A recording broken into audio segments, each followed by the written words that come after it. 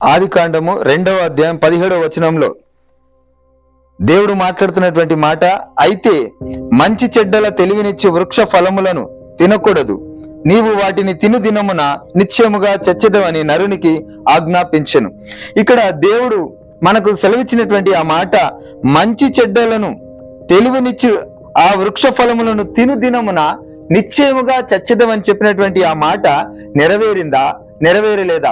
ఒకవేళ దేవుడిచ్చినటువంటి ఆ యొక్క ఆజ్ఞ మరి ఆదాము అవ్వలు చావలేదు కదా అని ప్రతి మనిషిలో ఒక సందేహం కలుగుతా ఉంది.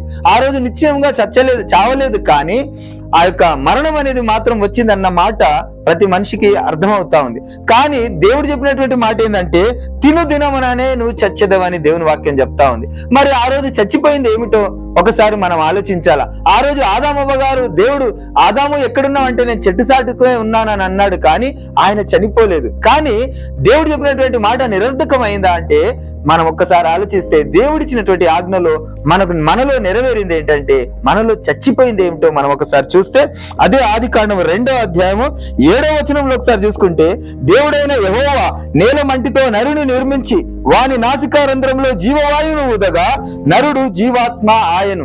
అయితే దేవుడు మొట్టమొదటగా ఆయన ఆత్మ గనుక మనని ఎలాగూ సృష్టించిండంటే, ఆయన మనను ఆత్మతో సృష్టించిండు.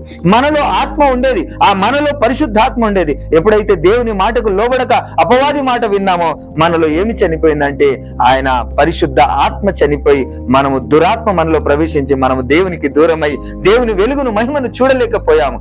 మనలో ఉన్నటువంటి ఆయన పరిశుద్ధ ఆత్మ చనిపోయింది. మిత్రులారా, ఆ విషయాన్ని గమనించండి.